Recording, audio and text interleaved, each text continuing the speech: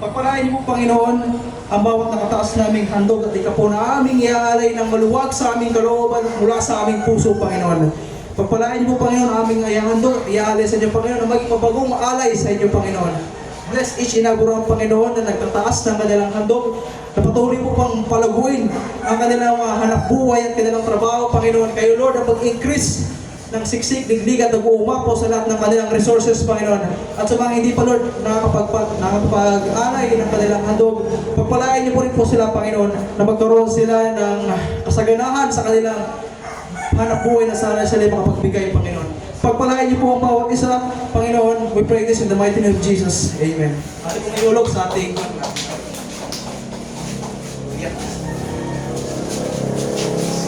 Gano'n tayo sa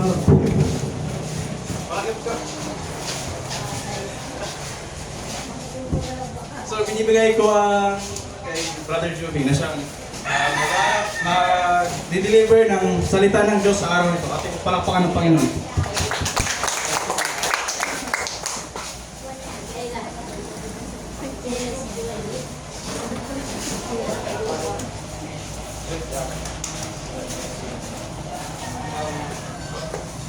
Good morning sa tanan. Good morning! Maupay ang aga. Aga mo po. Bago tayo mag-start, gusto ko lang magpasalamat. Kasi madaming kailangan pasalamatan. Unang-una, pagpunta natin dito, maayos na ang lugar. Nakaayos yung mga chairs, malinis. So salamat sa nag-arrange nito. Hindi naman siya sinabihan na kailangan mong gawin to, pero ginagawa. So, salamat. Whoever does this, I think it's Sister Marjeline and Christian. And whoever, I just want to thank you. I also want to thank the youth for getting involved in the church ministry, especially sa pag-lead ng mga kanta, pag-lead ng prayers. And next week, meron tayong special occasion. Our church service malilid ng youth. So from start to end, ang youth ang mag-handle ng worship service.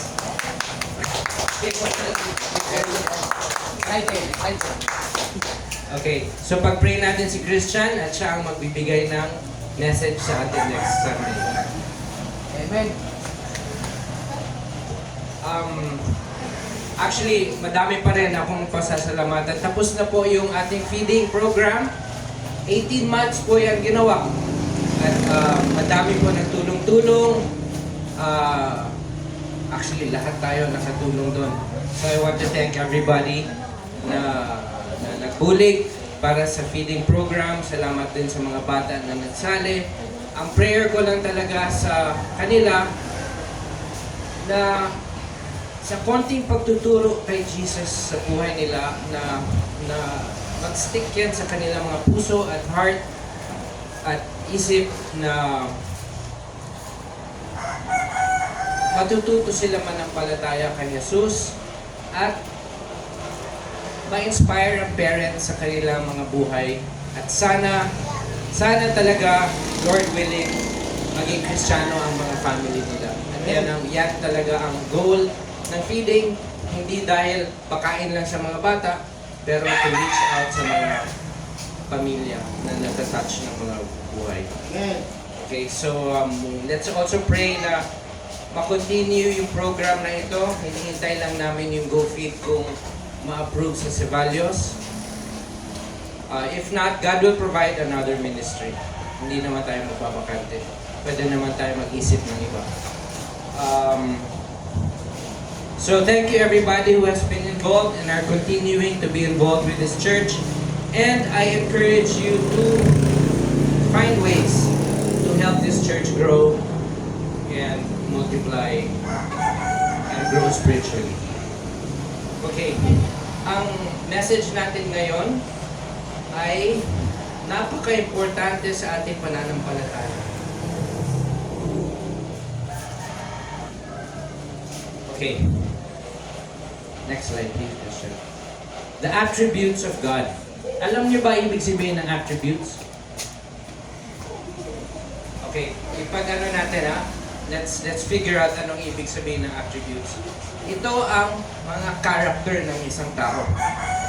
Okay, magbibigay ako ng example.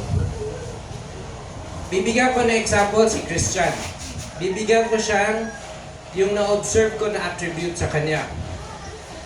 Maganda ang buhok, guwapo, matangkad, matulungin, mapagmahal sa kapwa, malaki ang potential na maging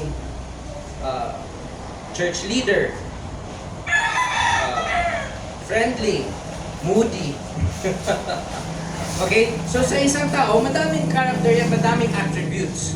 So ngayon, magbibigay ako ng exercise. Angie, bigyan mo ng attributes si Jasmine. Ano ang attributes ni Jasmine sa'yo as a mother? Sweet. Sweet. Matigas ang ulo. It's not wrong. Matulungin. Matulungin. So, bawat tao, may iba-ibang attributes. Okay? Si God, meron na yan attributes. Madami yan attributes. At para makilala natin siya, kailangan natin malaman ang kanyang kapangyarihan, ang kanyang mga attributes. So, ang lesson natin today, our worship service message for today, will be to study just a few. Actually, madami ito. Mapupuno itong, maubusan tayo ng oras kung pag-usapan natin lahat ng attributes. So, this Sunday we will discuss His omnipotence, omniscience, omnipresence, eternality, His being just and merciful. So, iisa-isahin natin yan para maintindihan natin ano ang mga importanteng attributes ni God.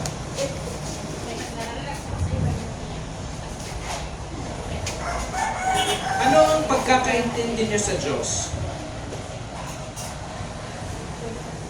Malayo ba siya? Malayo ba siya sa atin? Mahirap natin siyang hanapin? Maliit ba siya? O malaki? Ano ang... Do we know who God is? What kind of God He is? Not what kind of God, what kind of characters na meron si God? Kasi yan ang mag-shape sa ating pananampalataya. Kung alam natin ang kanyang attributes, yan ang magiging base ng ating pananampalataya.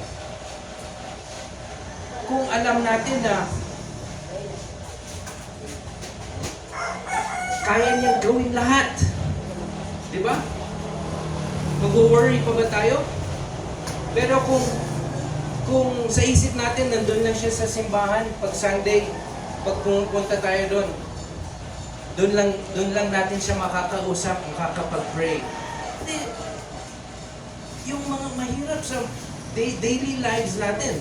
Kasi mahirapan tayo sa mga problema natin. Hindi na, pupunta pa ako sa simbahan, pray muna ako doon kasi dami yung problema. Di ba? Pero kung alam natin ang kanyang power, ang kanyang pag-ibig, ang kanyang attributes, iiba ang buhay natin. So pag-aralan natin ito, umpisahan natin sa omnipotence. Ako lang siya.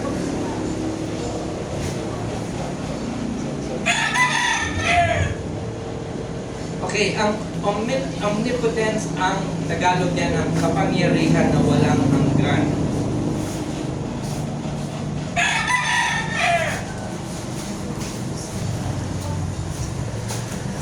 Or ibig sabihin, makapangyarihan sa lahat.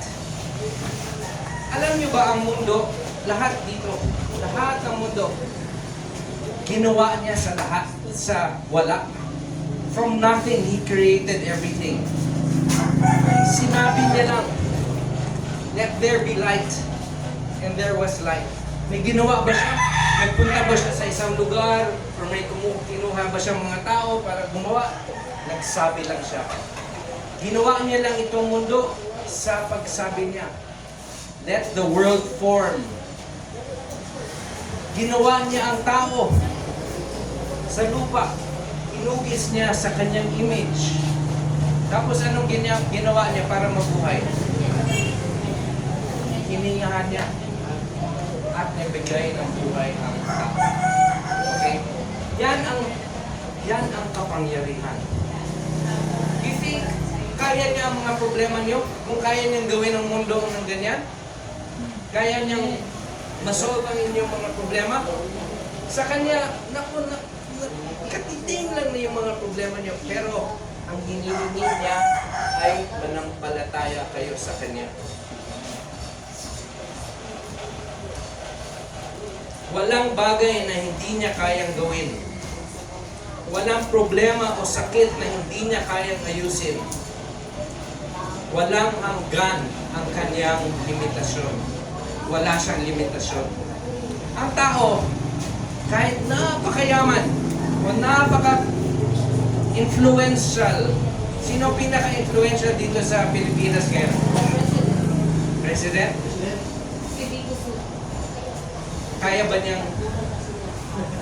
Kaya niya bang gawin ang ginagawa ng Diyos? Hindi, di ba? Kaya niya lang magnakaw. Sorry, Lord. So, hindi kaya ng tao.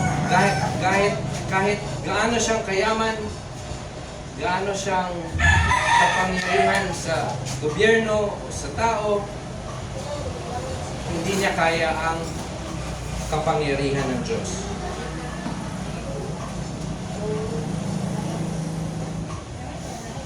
Okay. So, klaro tayo sa omnipotence. Amen. Okay? Tignan natin ang mga verses. Kailangan, kung mag-study tayo ng Bible, huwag lang tayo maniwala sa salita. Kailangan, tignan natin ano talaga ang sinasabi ng Biblia tungkol dito.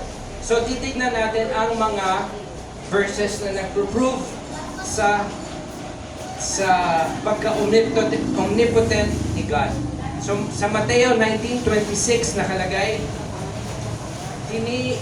tinignan sila ni Jesus at sinabi, hindi ito magagawa ng tao, ngunit magagawa ng Diyos ang lahat ng bagay. Lucas 1:37, sapagkat walang anumang bagay na hindi kayang gawin ng Diyos. Mga awit 147:5, si Yahweh na ating Diyos ay dakila at malakas. Taglay niyang karunungan, hindi masusukat. Sa Jeremiah 32:17, Panginoong Yahweh, nilikha mo ang langit at ang lupa sa pamamagitan ng iyong kapangyarihan. Walang bagay na mahirap para sa iyo. Okay. So clear ba sa Bible ang pag-explain ng kanyang omnipotence? Walang kaduda-duda, di ba? Kaya niya ang lahat. So kung kaya niya ang lahat, mag-alala pa ba tayo? Mag-alala tayo kung hindi na tayo mahal. Pero bilang Kristiyano, bilang born again, tayo ay malapit sa Kanya kasi tayo ang Kanyang adopted children. Okay? Tignan mo ang pagmamahal natin kay LJ. Di ba hindi naman sa kanila galing si LJ, pero mahal na mahal, hindi lang ni Pastor Lawrence and Jerilyn, pero lahat tayo. Di ba? So same.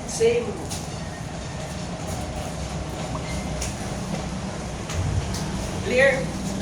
Amen. Maxine, mahal ka rin namin, Maxine, very much. Okay, dito tayo sa next attribute, which is omniscience. Okay, ano ang omniscience? Ang omniscience ay pagkaalam sa lahat. Anong ibig sabihin ng alam na lahat?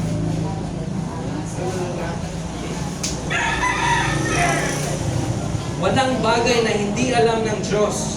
Ang nakaraan, ang kasalukuyan, at ang hinaharap. Alam niyo ba, Kahit konti na lang ang buhok ko, alam niya ang bilang nito. Alam niya ang bilang ng buhok ni Jose. Alam niya ang bilang ng buhok ni Lucky. Alam niya gaano kahaba. Alam niya kailan ako makakalbo talaga one day. Alam niya ang aking future. Alam niya ang ginawa ko dati. At alam niya ang akala kong naitatago kong kasalanan. Kitang-kita niya yan. Walang nakakalusot sa Diyos. Alam ni God lahat. Yan ang tinatawag na omniscience. He knows everything. Alam niya yung iniisip mo bago mo pa isipin. Alam niya ang sasabihin mo bago mo pa sabihin. Alam niya gagawin mo bago mo gawin. Ang akala mo, minsan, masama pakiramdam mo. Wala naman ang kakaintindihan ganun sa mga alam na alam ni God yan. Alam niya ang inyong suffering. Alam niya ang inyong nararamdaman na akala niyo ikaw lang nakakaintindi. Yung malungkot ka, parang ako lang naman dito ang isa sa mundo. Wala nang nakakaintindi sa akin. Intindi ka ng Diyos. Amen. At bibigyan ka ng lakas pag humingi ka ng tulong sa Kanya.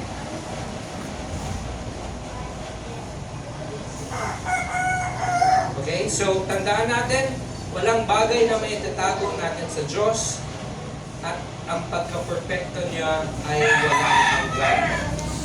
Pagtingin tayo ng mga verses to prove His omniscience. Actually, konti lang to.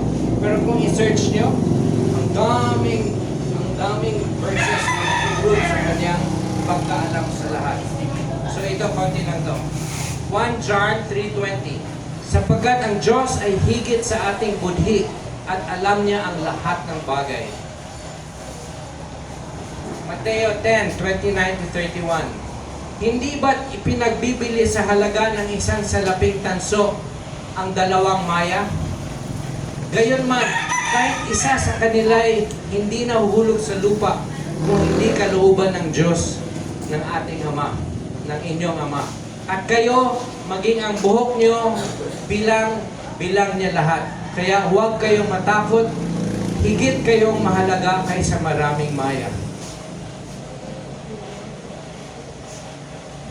Akala lang natin na hindi naalagaan ng mga hayop, ang mga puno. Pero nasa kapangyarihan rin yan ng Diyos. So imagine yung mga hayop na alagaan niya, na gagawa niya ng paraan, na hindi sila mamatay lahat. Tayo pa kaya na gawa sa kanyang imahe? At tayo pa kaya na adopted children ng Diyos? Okay, sa awit 147:5, si Yahweh na ating Diyos ay dakila at malakas. Taglay niyang karunungan, hindi masusukat. And Job 37:16, alam mo ba kung bakit ang ulap ay lumulutang? Iyan ay gawa ng makapangyarihan niyang kamay. Tunay at ganap ang kanyang kalaman. Alam mo ba, ba't nandiyan yung ulap? Actually yan na, pakonti-konti na ano ng science, pero sa kanya pa rin nag-point na siya, hindi yan pwedeng gawin ng ganyan lang. Meron talagang designer ang lahat. At dinesign niya yan para sa atin.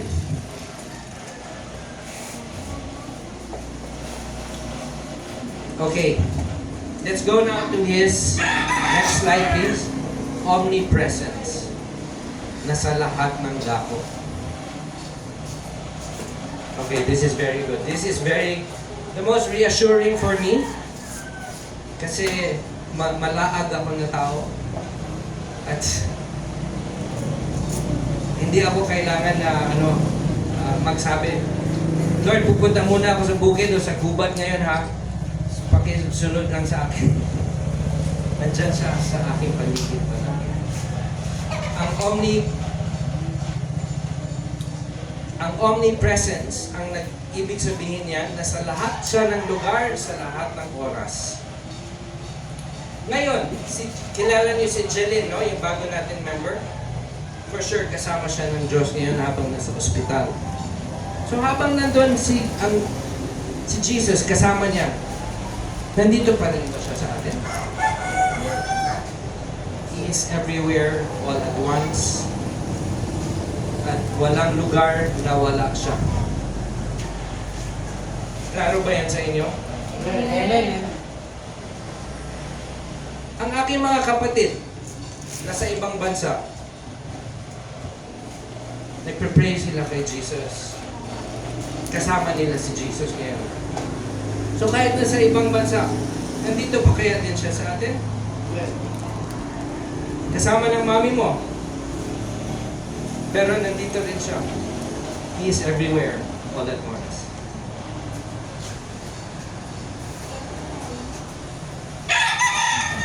Minsan, actually every Monday, nag-adventure talaga ako, pumunta ako sa mga suluk-sulukan ng mapuntahan ko.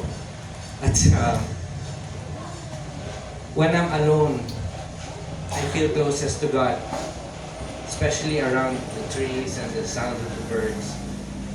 Yan, doon ko nakikita na kahit saan talaga ako sa mundo, hindi ako kailangan pumunta sa isang lugar. Yan ang pagkakamali ng iba.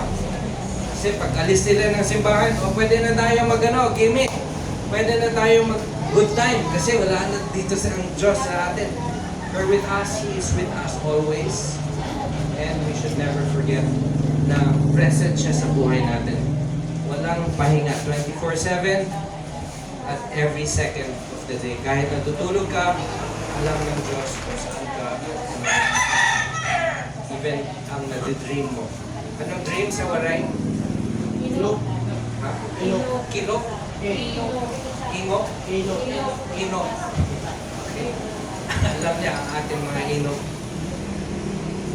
Good dream or bad dream, alam niya.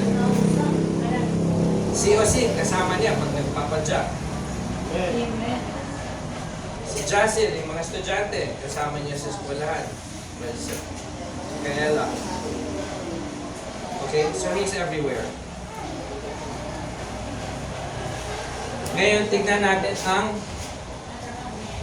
verses sa Bible na nagsasaad ng kanyang omnipresence. Mga Kawikaan 15:3. Ang paningin ni Yahweh ay nakatuon sa lahat ng lugar, ang masama at mabuti ay pawang minamasdan. So walang lusot, wala tayong lusot. Yung masama, yung mabuti, nakikita niya ang mga ginagawa. Job 34:21-22. Bawat kilos ng tao ay tinitignan niya, ang bawat hakbang nito ay dilingid sa kanya. Walang sapat na kadiliman ang mapagtataguan ng mga makasalanan. So ako, ang nakikita natin yung mga corruption, no? I'm not saying anything bad anymore. Dati, very verbal ako sa Facebook. Talagang nilalaban ko. Ngayon, alam naman ng Diyos yan. Si God na ang bahala sa kanila. So, I know it's all in His will. Alam niyang nangyayari.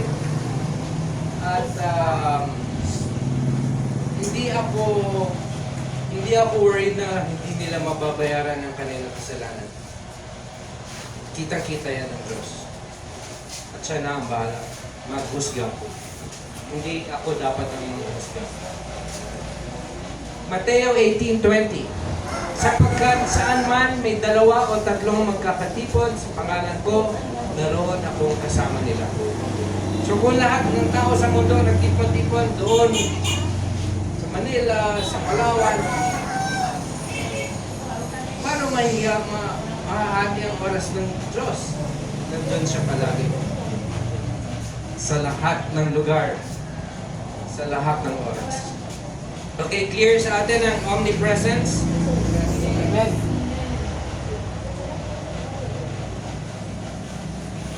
Okay. This is important. The next slide will show us that God is eternal.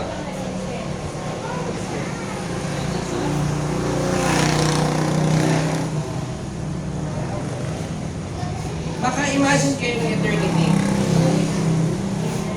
Maka-imagine kayo ng buhay na walang hanggan. Ma-imagine nyo? Walang katapusan? Yan ang ating future with God in heaven. Pero si God, wala siyang umpisa. Kaya ako, sumasabog yung brain ko eh. Nung naisip ko na, wala siyang umpisa. At wala siyang katapusan. He is eternal. Diba? Hirap isipin. Na ano yung aking brain. So because of His eternality, ang tawag dyan, kawalang hanggan. Siya ay Diyos beyond time. Hindi siya nililimit ng oras at panahon. Kaya alam niya yung future, alam niya yung past. And I think He lives differently from us. Kasi hindi siya apektado ng oras. So makapunta siya sa future, makapunta siya sa past, makapunta siya sa present.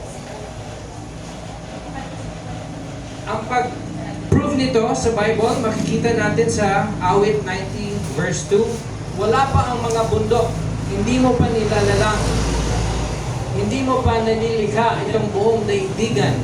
Ikaw noon ay Diyos na, pagkat ika'y walang hanggan. Isaiah 40:28. Hindi pa ninyo nalalaman, di pa ninyo naririnig na itong si Yahweh ang walang hanggang Diyos. Ang siyang lumikha ng buong daigdig, hindi siya napapagod, sa isipan niya ay walang makakaunawa. So yan yung sinasabi ko, sinusubukan kong intindihin. Nasabog yung ulo ko.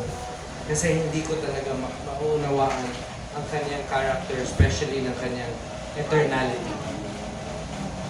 Sa 1 Timothy 1:17 nakalagay, purihin natin at luwalhatiin ang mapagkailanman ang iisang Diyos. Haring walang hanggan, walang kamatayan, at di nakikita. Amen.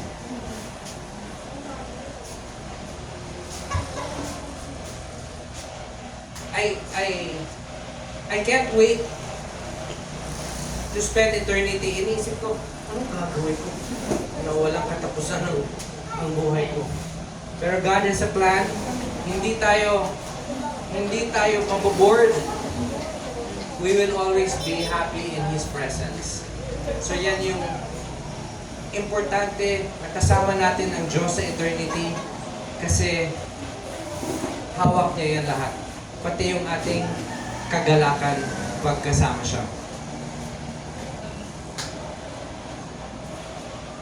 Okay, next slide is important. We will discuss ang kanyang katarungan. Alam niyo ba ang trabaho ng isang US? Judge? Siya ang mag-atol, di ba? Kung ang judge na babayaran, nagilid tayo dyan, di ba? Tama. Yung kalaban natin, isang mali, pero madami siyang pera. So, release. Gilid talaga tayo dyan. Pero, si God, hindi yan ang bayaran.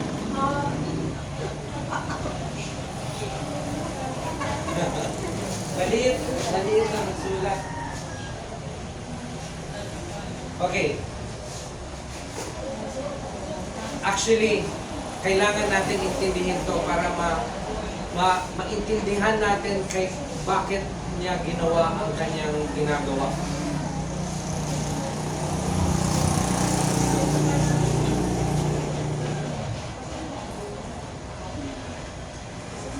Masasabi natin ba na makatarungan ng Diyos kung gumagawa din siya ng mali? Hindi, di ba? Wala siyang mali.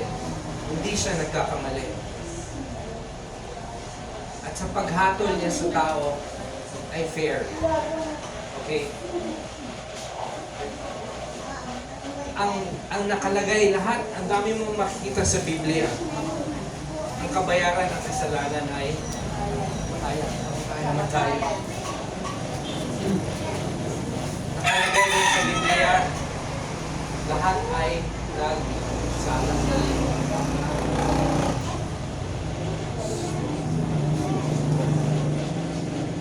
Ang makakalapit lang sa Kanya ay ang perpekto. Yung walang sala. So may pag-asa ba tayong lumapit sa Kanya? Ako, dami kong sala. Sino dito walang sala? No one. Wala, di ba? Lahat. So paano yan? Paano? Gusto niya tayong kunin, pero hindi na tayo makuha kasi kasalanan tayo.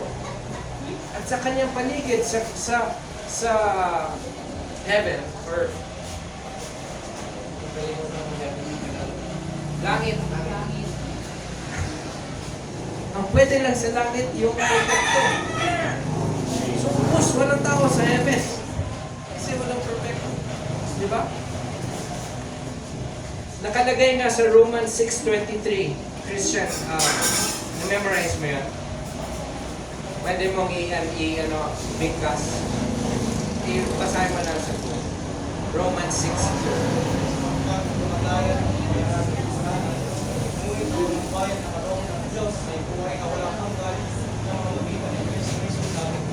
Right.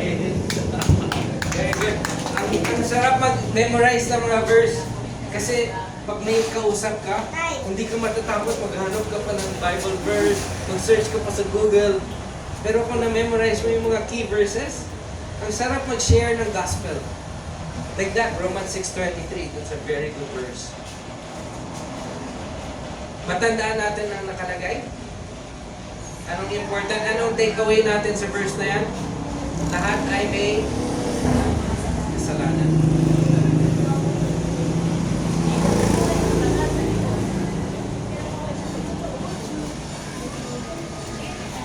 Pero, mahal niya tayo. Ayaw tayong lahat na eternal life natin nasa impyerno. Okay? Meron siyang plano. Ang plano niya, bago pa nagawa ang mundo, alam niya na ang mangyayari. Na plano na yan. So, before we move on, tignan muna natin ang mga verses sa Bible that will prove na siya ay makatarungan. Sa Deuteronomy 32:4, si Yahweh ang inyong batong tanggulan. Mga gawa niya ay walang kapintasan. Mga pasya niya ay pawang makatarungan.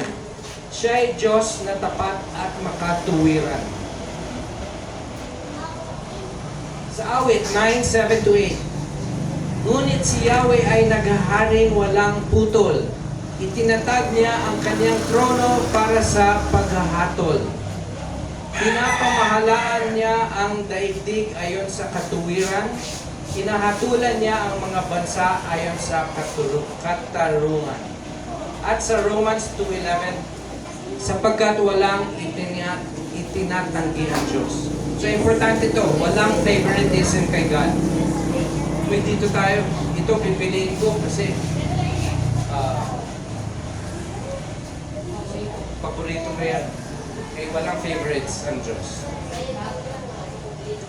So, lahat tayo, mayaman, tulubi, matangkad, pandak, mataba, mapayat, pareho ang tingin sa atin ng Diyos. Amen. Okay. Pasalamat tayo at mahal tayo ng Diyos at kasi deserving talaga tayo ng ating ako lang sa ginawa ko sa buhay ko. Impyerno talaga ang aking kabayaran dapat. Pero mahal niya ako. Hindi lang siya just.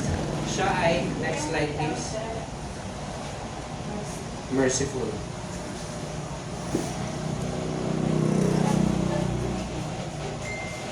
So itong attribute niya ay nagbibigay sa atin ng pag-asa. Ang kanyang mahabagin loob. He is merciful. Alam niya, wala tayong lusot. Walang taong makakalusot sa impyerno. Lahat tayo deserving ng hell. Pero dahil mahal niya tayo, merciful siya, at makatarungan, alam niya kailangan bayaran yan. Hindi pwedeng, oh okay na yan, kalimutan mo na yan, forgive na kita. Kailangan mabayaran ang kasalanan. Paano nabayaran?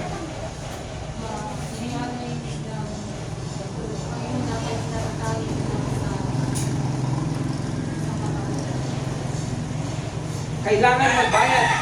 Kailangan may bayad, hindi yan libre. Ang kabayaran ng kasalanan natin ay ang dugo ng kanyang kaiisang anak na si Jesus. Ibibigay mo bang anak mo para sa ibang tao? Hindi ba? Pati si Jesus, Lord, kung kaya lang, kung pwede lang, kunin mo itong kailangan kong gawin. Pero kung will mo ito, bigyan mo ako ng lakas na magawa ko ito. Yan ang sinabi niya bago siya mapako sa cross. Alam niya ang mangyayari, alam niya masakit, at alam niya mahihiwalay siya sa Diyos habang nangyayari ito. Yan yung pinakamabigat. So, sa pagka-merciful ni God, nagawa niyang mabigay sa atin ang kanyang kaiisang anak na nagbayad sa ating utang. Meron ba kayong utang na binayaran ng iba? Experience mo ba yan? Wala pa. Pamili lang dito pa yung pamili. Ha? Mga relatives yan. Di ba? Minsan may magtulong. Ang sarap sa feeling. Pero ito talagang matinding binayad niya sa atin. Ang buhay niya kapalit sa ating kamatayan. Kaya tayo kailangan magpasalamat at magpasalamat tayo na sa lahat ng nawawalang mga kaluluwa dito. Hindi lang sa Katarman, pero sa buong mundo, tayo ang nandito ngayon at nananampalataya sa Kanya. What an honor, what a privilege. We don't deserve it, pero we're here and thankful na pinili tayo ng Diyos. Okay, tignan natin yung mga verses. Panaghoy 3:22, alam mo ito sa English? Ano yung Panaghoy? Lamentations. Mga Panaghoy 3:22-23. Pag-ibig mo, Yahweh, ay hindi nagmamaliw. Kahabagan mo'y walang kapantay. Ito ay laging sariwa bawat umaga. Katapatan mo'y napakadakila. Mga awit 103 verse 8. Si Yahweh ay mahabagit, mapagmahal, hindi madaling magalit, wagas ang pag-ibig. At ito ang pinaka-importante sa ginawa niya sa atin. Subalit, sa Efeso 2:4-5, subalit napakasagana ng habag ng Diyos at napakadakila ng pag-ibig niya sa atin. Tayo'y binuhay niya kasama ni Kristo noong tayo'y mga patay pa dahil sa ating pagsuway. Naligtas nga kayo dahil sa kanyang kagandahang loob. If I'll finish with a continuation of that verse.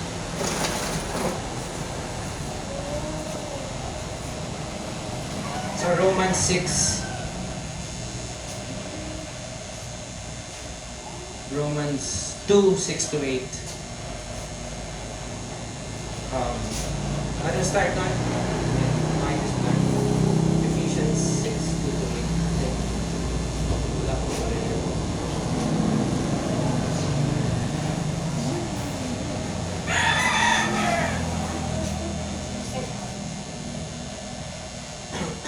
Okay, i-memorize natin to. Ako, hindi ko kasi na-memorize ang Tagalog.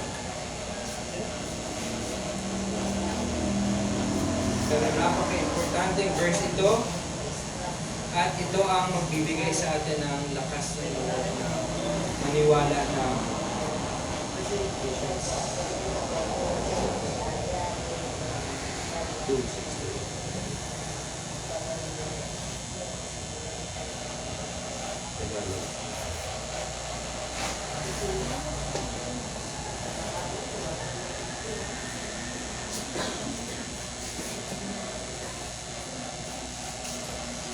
Basahin ko sa Tagalog.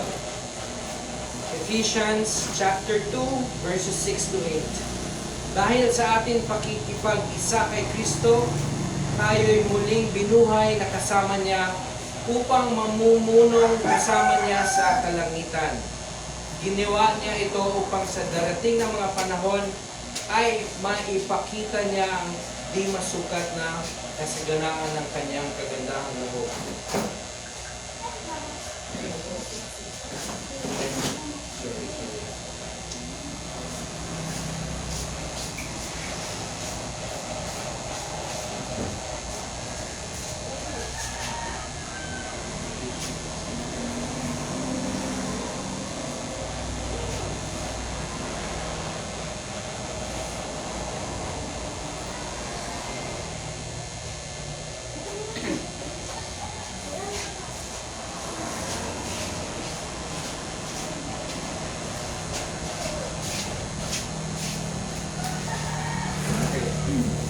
Sapagkat dahil sa kagandahang loob ng Diyos, kayo ay naligtas sa pamamagitan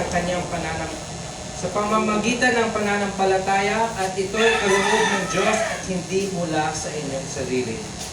Okay, so tandaan natin, ang salvation natin ay isang regalo, grasya, at wala tayong tinambag para masalba. Wala tayong ambag, zero. Sabi niya kasi, gusto kitang maging saved. Accept the presence. Okay? Tandaan natin yan. At napaka-special ang feeling kung na-accept mo na pinili ka ng Diyos. So remember, nandun pa rin ang hustisya kasi binayaran ang kasalanan natin ng isang perfectong tao na si Kristo. Ang kailangan lang natin gawin ay maniwala na binayaran na ang ating kasalanan at magsisi tayo sa ating mga kasalanan. Hindi yung, ay salamat Lord, save na ako, pero tuloy pa rin ang buhay mo. Kailangan may pagsisisi. Ano ang pagsisisi? Ang pag-repent. Minsan mahulog ka ulit, pero huwag ka mag-sorry na, bukas, sorry ako ulit. Mag-sorry ka, magsisi ka, Lord, tulungan mo ako na hindi maulit itong kasalanan. Tanggalin mo itong pagnanasa para sa kasalanan nito sa puso. Okay, let's all pray. Thank you everyone for listening sa message. Panginoon, salamat Lord at binigyan mo ako ng lakas para makapag-preach. Napakalaking privilege at napakalaking responsibilidad ang pagtuturo ng iyong salita, Lord God. At nagpapasalamat ako na ginamit niyo po ako.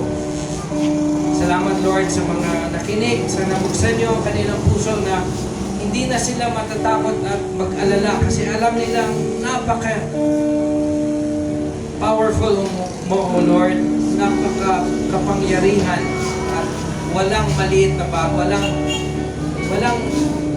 bagay na hindi mo kayang gawin, O Lord God. Bigyan mo kami ng pananampalataya in each day of our lives and bless us, O Lord. Bless this church, bless the members, and bless the rest of our day and week. In Jesus' name, Amen.